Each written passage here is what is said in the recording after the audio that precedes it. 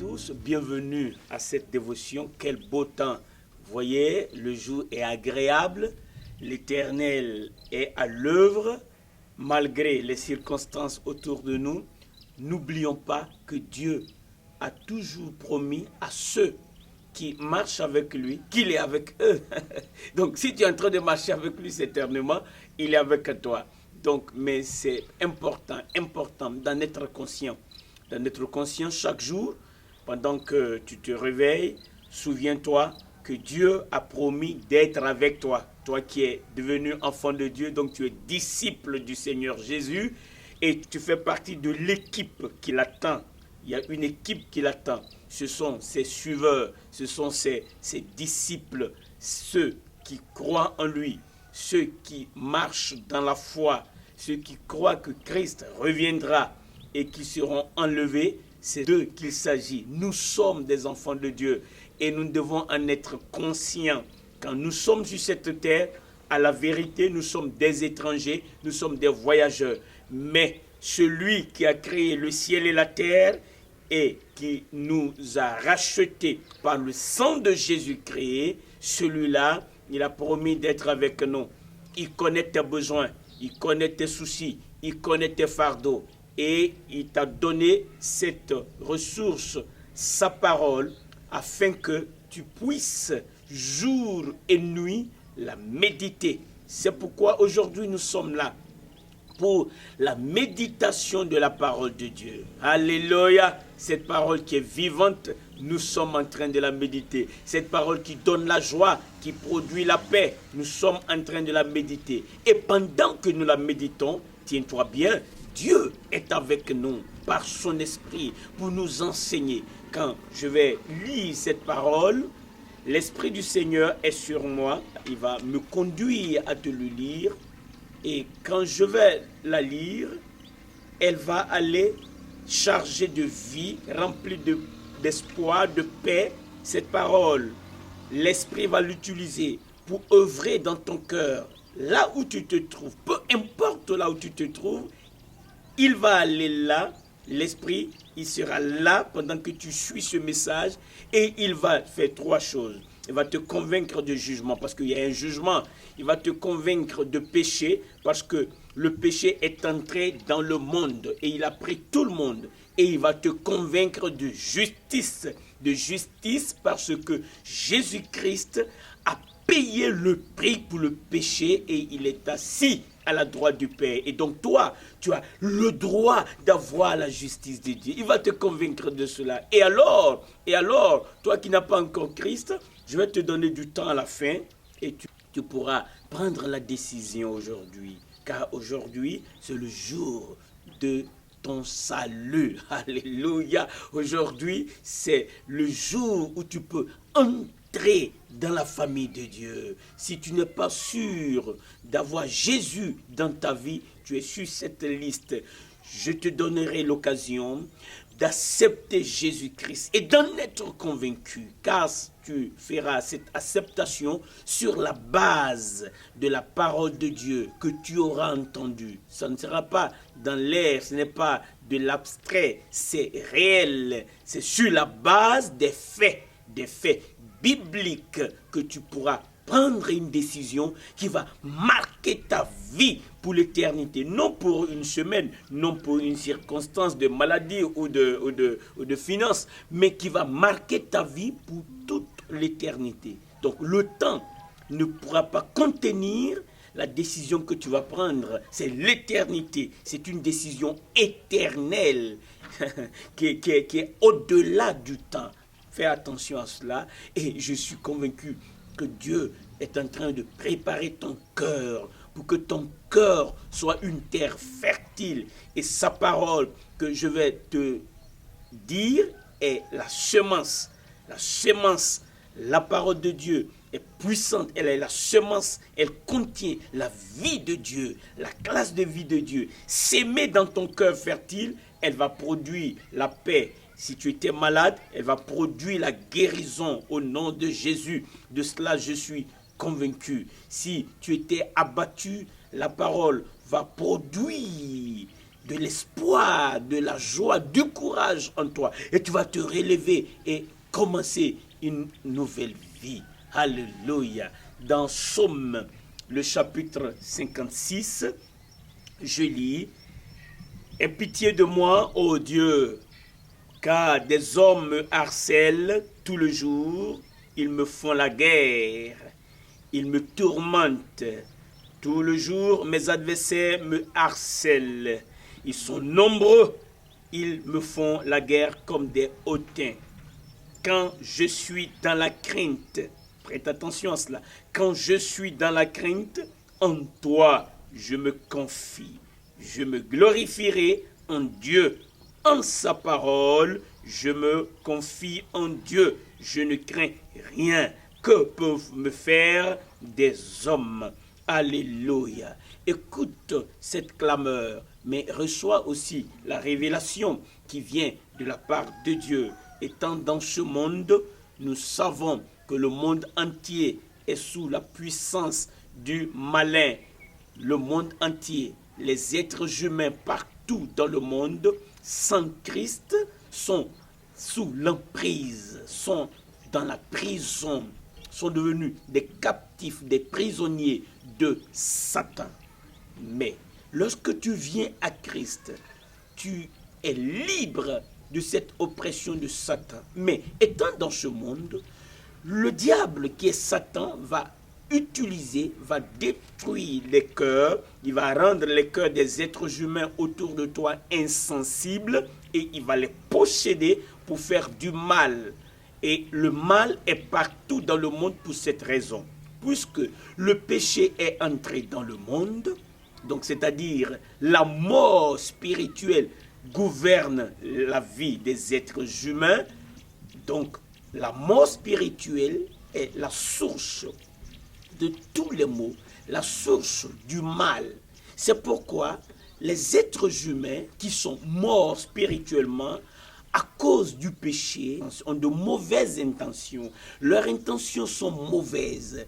Ils cherchent des intérêts personnels, ils harcèlent, ils font la guerre partout, ils cherchent à détruire d'autres êtres humains et à s'enrichir sur leur dos. Et cela n'est pas ce que Dieu veut. Ce n'est pas la volonté de Dieu. Alors, retiens ceci. Le diable, il est réel, il œuvre, il travaille, mais il travaille à travers les êtres humains. Il se sert des êtres humains pour régner. Alors, il le fait, il possède les êtres humains par des démons. Mais toi qui as reçu Christ, tu peux choisir aujourd'hui d'être libre de l'oppression du diable. Car c'est une oppression qui est continue, écoute ceci, tout le jour, ils me font la guerre, ils me tourmentent. Tout le jour, il n'y a pas de repos. Mais écoute, cette oppression continue peut s'arrêter dans ta vie. C'est ce que le psalmiste dit. Il a fait une clameur. Il a dit, aie pitié de moi, ô Dieu. C'est cela que nous devons faire chaque jour de notre vie. Lever une clameur à Dieu. Au lieu de t'inquiéter, au lieu de te soucier, au lieu de te fondre dans l'angoisse, dans l'anxiété, tu peux élever une clameur à Dieu. Car Dieu, il connaît toutes choses. Il connaît tes oppresseurs. Il connaît ta douleur. Il sait quelles sont les pensées qui passent par ton esprit. Et il veut aujourd'hui que tu élèves la voix vers lui. Face à ce que tu vis, au milieu de tes circonstances, au milieu de la peur. Écoute ce qu'il dit. Il dit, ils sont nombreux. Alors imagine-toi la pression et l'oppression. Et ils sont nombreux. Donc l'acuité, l'intensité de cette oppression est notée. Elle est forte. Elle est pratiquement insupportable. Ce n'est pas une seule personne qui le fait. Ils sont nombreux. Alors, c'est lourd à supporter, c'est dur à supporter. Ça t'ébranle. C'est pourquoi tu as besoin de l'aide du Tout-Puissant, de l'Éternel des armées. Tu as besoin de son aide. Aujourd'hui, Dieu te parle. Quel que soit ce que tu as vécu jusqu'ici, il est en train de te parler. Saisis la voix de Dieu et choisis de faire comme le psalmiste a fait. Ils sont nombreux, ils me font la guerre comme des hautains. Ils sont sûrs de ce qu'ils sont en train de faire. Mais j'ai une part. Écoute, le psalmiste donne ce conseil. Il me le donne également. Nous vivons des moments pareils où l'oppression est partout, la peur est partout. Regarde la télévision, réécoute la radio, regarde les réseaux sociaux. Les nouvelles sont des nouvelles de peur, d'oppression, de mort, de crise, de destruction.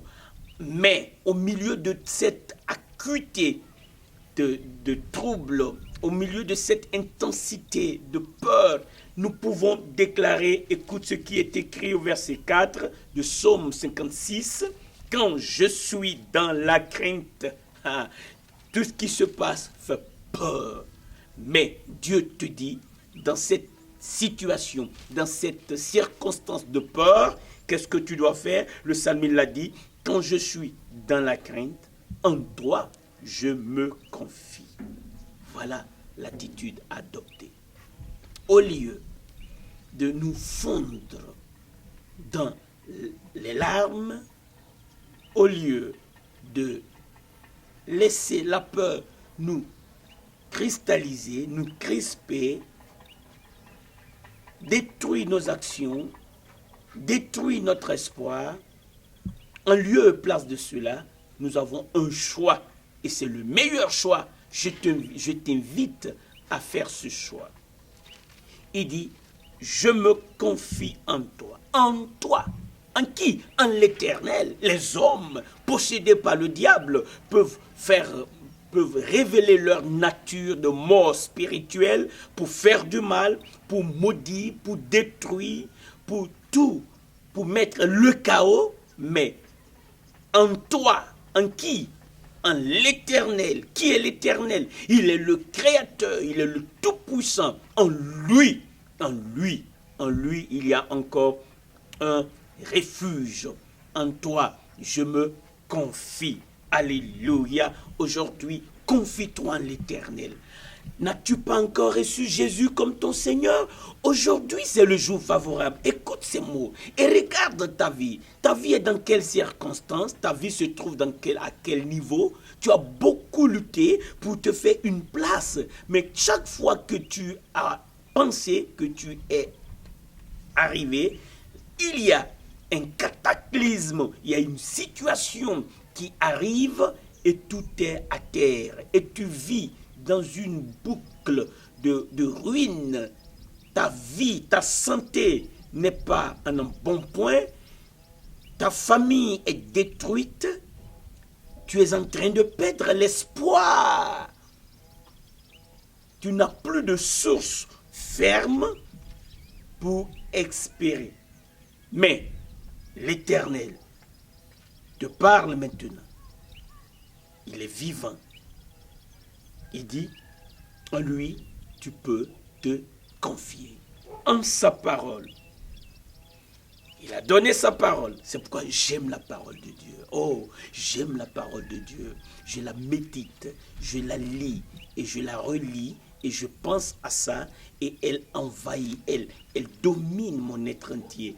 Avant de sortir le matin, je médite la parole, je me remplis de la parole de Dieu. Mon esprit se nourrit de cette parole et je sors fortifié, je sors encouragé, je sors déterminé à gagner des âmes pour l'Éternel. Je sors rempli d'espoir, car celui qui est en moi, il est le plus grand, il est le plus fort. Je suis rempli de sa vie miracle est à l'œuvre en moi. L'Éternel ne m'abandonne pas. C'est lui mon bouclier, c'est lui ma haute retraite, c'est lui ma force, c'est lui la force qui me sauve. quand des adversaires viennent contre moi, c'est eux qui vont trébucher et qui vont tomber, car je ne suis jamais seul. L'Éternel est avec moi, il l'a promis, je le crois, il est mon aide, c'est lui qui pourvoit mes besoins. Si Satan se dresse contre moi, au nom de Jésus-Christ, l'Éternel qui est avec moi m'a donné l'autorité de le faire dégager. C'est pourquoi ce matin, toi qui es en train d'écouter ce message, dans le nom de Jésus-Christ, tu reçois la vie si tu ne l'avais pas encore reçue. Tu reçois la paix si tu n'avais pas la paix. Tu es guéri, car l'Éternel, il est celui qui te guérit. Par les blessures de Jésus, tu peux recevoir la guérison. Et ça, c'est une source sûre. Christ a été blessé. Ces blessures produisent la guérison dans ton corps. La base de la maladie est détruite. Elle ne pourra plus vivre. Cette infirmité, ces démangeaisons qui envahissent ton corps, le cancer, la tuberculose, ces infirmités, peu importe leur nom, face aux blessures de Jésus, elles sont obligées de dessécher à la base pour que toi, tu aies la guérison. Alléluia. Tes finances, sache que c'est l'Éternel qui pourvoit tes besoins. Sache-le, il pourvoit tes besoins. Il veut que tu le saches. C'est pourquoi tu peux te confier en l'Éternel. Tu peux te confier en sa parole. Tu peux méditer sa parole. Dans la crainte, médite la parole de l'Éternel. Dans la crainte, invoque l'Éternel. Tu n'as pas besoin de chercher un lieu pour aller prier. Même dans ton bureau, dans ta maison, dans ton champ, à l'université, peu importe là où tu te trouves, dans ta voiture, invoque l'Éternel. Aide-moi, Seigneur. Viens à mon secours. J'ai besoin de toi. En toi, je me confie. Voici des prières brèves, mais puissantes. Très puissantes. Tu peux les faire. Écoute ceci. La parole de Dieu te donne une instruction, un conseil. J'aime ça. Je me glorifierai en Dieu, en sa parole. Tu vois, c'est clair. En Dieu, c'est-à-dire en sa parole. Tu ne peux pas chercher Dieu en dehors de sa parole. C'est pourquoi il est important de noter que la lecture et la méditation de la parole de Dieu doivent faire partie de ta vie quotidienne. Fais un programme de lecture et de méditation de la parole et ajouter à ces deux l'élément important et capital, c'est la mise en pratique de la parole. Quand je me confie en lui, en sa parole, cela signifie que je fais ce que la parole de Dieu dit de faire. Et je ne suis pas un religieux, j'ai reçu la vie de Dieu, je suis un enfant de Dieu. Amen. Tu es un enfant de Dieu. Tu n'es pas un religieux. Tu ne pratiques pas la religion. La religion produit la ruine. La religion est vide. Mais Christ est venu avec la vie. Cherche la vie de Dieu. Laisse la religion. Cherche la vie de Dieu. Christ est venu pour te donner la vie éternelle. Alors quand tu as la vie se vit. Tu vas la mettre en pratique. Si tu pratiques une religion, tu ne la mettras pas en pratique. Tu vas faire des choses qui sont vides, des choses d'hypocrisie. Tu vas paraître devant les hommes. Mais quand il s'agit de ta vie, tu mettras du sérieux là-dedans. Et Dieu veut que tu mettes ce sérieux dans ta vie personnelle. Que tu vives selon sa parole. C'est cela, se confier en l'Éternel. C'est en cela que tu auras le rempart. Tu auras la forteresse, tu auras le secours de l'Éternel. Écoute ceci, je ne crains rien. Je me confie en Dieu et je ne crains rien. Que peuvent me faire des hommes? Si Dieu est avec nous, qui sera contre nous? Aujourd'hui, pendant que tu écoutes ce message, je voudrais te donner cette information. Christ est mort pour tes péchés. Il a déjà fait. Il a déjà fait cela. Le sang de Jésus est versé.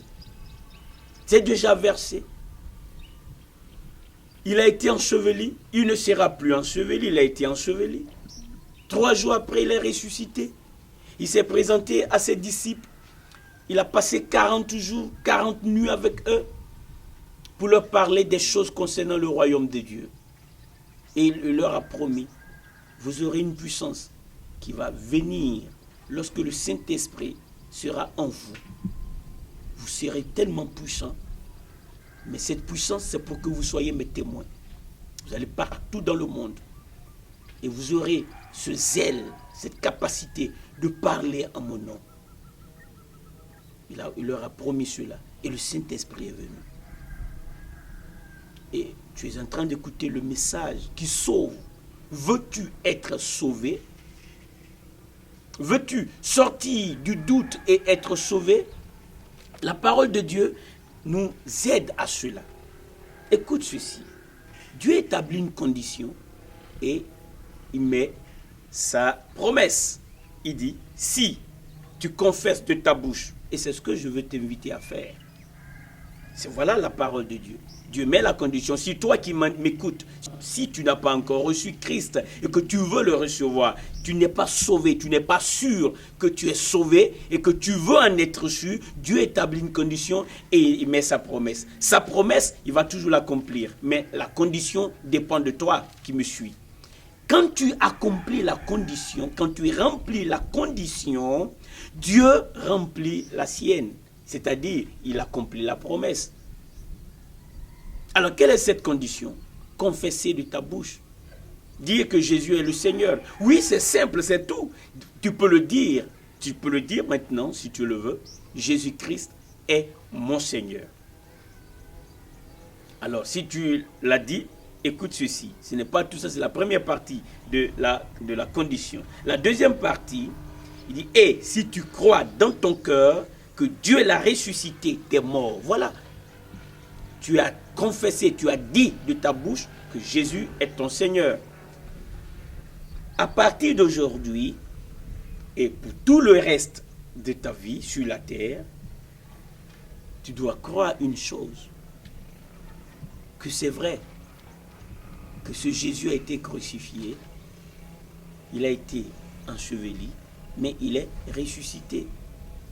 Crois ça, accepter ça, t'appuyer sur ça pour agir.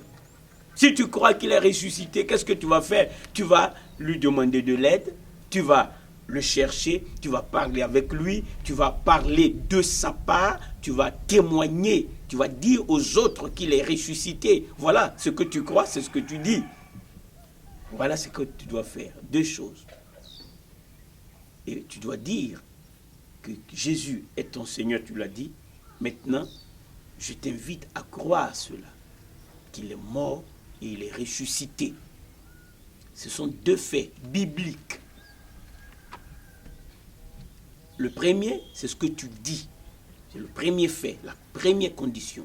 Le deuxième, ou sinon la deuxième condition, c'est ce que tu crois dans ton cœur. Donc 2 parties de ton organisme, ta bouche et ton cœur. Avec la bouche, tu confesses, tu dis. Avec le cœur, tu crois. Donc ce que tu crois, bien évidemment, c'est de ça que tu vas parler. Alors c'est très important. Quand tu as rempli ces 2, maintenant que tu as dit que tu confesses Jésus comme ton Seigneur et que tu crois en lui dans ton cœur, tu crois qu'il est ressuscité, maintenant, Dieu vient avec sa promesse. Écoute la promesse de Dieu. Tu seras sauvé. Tu seras sauvé. Tu as déjà accompli la condition, donc tu es sauvé. La condition, c'est si tu le fais, tu seras. Maintenant que tu as accompli, donc tu es sauvé. C'est aussi simple que ça, oui, c'est simple. Parce que Christ a tellement souffert qu'il a rendu le salut accessible à tous.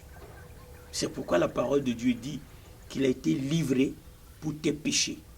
Maintenant qu'il est ressuscité, c'est pour quelle raison? C'est pour que tu sois juste devant Dieu. Tu n'es pas juste pour ce que tu fais, tu n'es pas juste pour tes actes. Tu ne pourras jamais parvenir à être juste devant Dieu à travers tout ce que tu fais.